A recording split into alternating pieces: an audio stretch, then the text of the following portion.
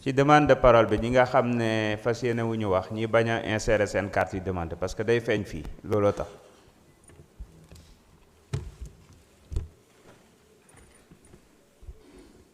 Monsieur le Président, chers collègues, ce que nous examinons aujourd'hui n'est pas simplement un texte technique. C'est notre règle du jeu, ici, à l'Assemblée nationale. C'est le document sur lequel nous allons nous appuyer pour travailler, pour encadrer notre manière de débattre, de voter, de contrôler et de faire vivre la démocratie.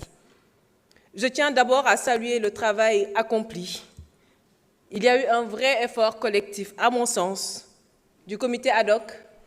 des présidents de groupes parlementaires, de la commission des lois, pour aller vers une réforme utile, une réforme partagée et respectueuse des équilibres politiques. Le texte apporte des avancées réelles que je soutiens pleinement. La création d'un comité permanent d'évaluation des politiques publiques, par exemple, est un pas décisif. On donne enfin un cadre clair à une commission constitutionnelle que nous n'avions jamais réellement eue auparavant. Et c'est à saluer. Je salue aussi la réforme des commissions d'enquête avec des pouvoirs élargis et mieux encadrés, le renforcement de la procédure sur l'immunité parlementaire, la création de la chaîne parlementaire et le rôle renforcé de la conférence des présidents. Et je veux souligner un point qui me tient particulièrement à cœur, c'est le rôle ou la reconnaissance, en tout cas du rôle des députés non inscrits. Ce texte consacre enfin leur place dans les instances de décision, notamment à la conférence des présidents, et leur donne des moyens concrets de participer pleinement à la vie parlementaire.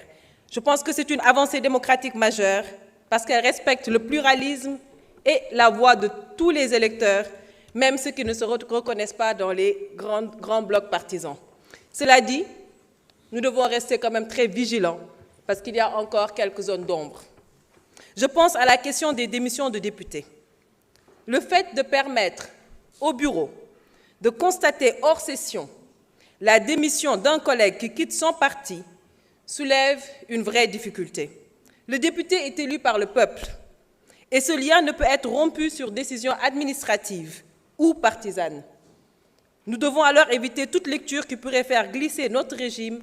vers un mandat impératif, ce que notre Constitution rejette formellement. D'autres sujets ont aussi été discutés en commission, la parité, la durée des mandats au sein du bureau, le statut des assistants parlementaires. Ce sont des points qu'il faudra affiner avec le temps. Et ce texte, comme le disait tout à l'heure notre honorable collègue, n'est pas figé et il ne devrait jamais l'être. Pour ma part, je voterai cette proposition de loi organique par cohérence, par engagement et par responsabilité. Mais je continuerai à défendre les ajustements nécessaires parce qu'un bon règlement intérieur, Monsieur le Président, ce n'est pas seulement un texte bien écrit. C'est un texte qui évolue, qui s'adapte et qui protège l'institution en respectant ceux qui la composent. Je vous remercie. Merci beaucoup. Honorable Alioune Sène, vous avez la parole.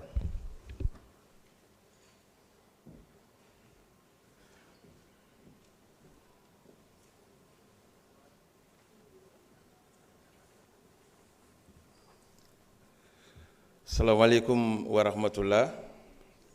Président, ñi ngi lay nuyu di nuyu les membres du bureau de l'Assemblée, les présidents de commission ñi ngi leen di nuyu et di nuyu tamit les honorables députés yi nga xam ne ni ñi ngi ci biir commission yi di njëkkee sunu kàddu mu nekk kàddu njaal président démb xëy na dañu xatoon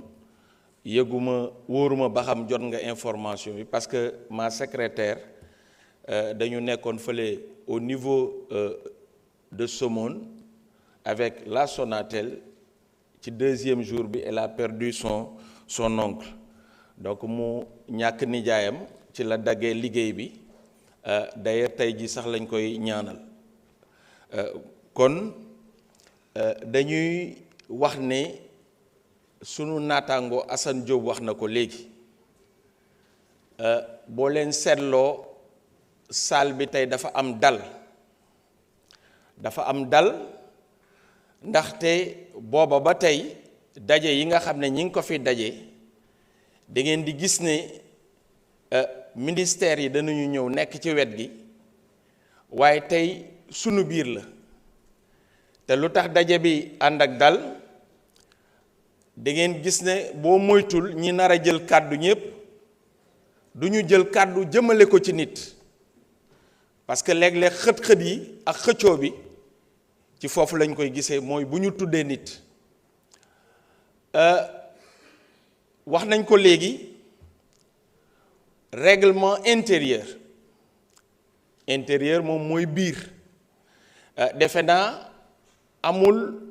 benn jongante boo xam ne nii dañ ciy dem jongante bu mu mën a doon rek te définiruñu règlement intérieur maanaam jongante bi nan lañ cay demee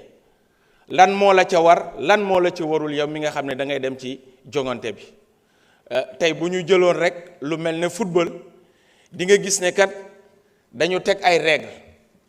bu ñuy wax hors-jeu bu ñuy wax faute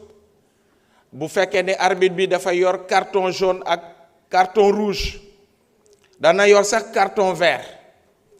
yooyu yépp dafa bokk luy tënk ci nit ñi donc règlement intérieur bi nga xam ne moom la ñu tëggaat au niveau de l'Assemblée bëgg ko doxal dañu teg li ñuy wax des garde-fous parce que c'est bien de mettre en place un règlement intérieur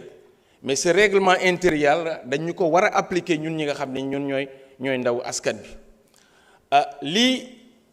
li ñuy liggéey yépp nag ci biir assemblée moo xam ci biir commission yi la ak commission yu mu mën a doon au niveau de la conférence des présidents ak leneen loo xam ne nii commission yi sax dañuy dem ci base bi di liggéeyal assemblée nationale loolu dafa am foo xam ne dañ ko war a fësal ndax boo leen seetloo amul benn yoon boo xam ne nii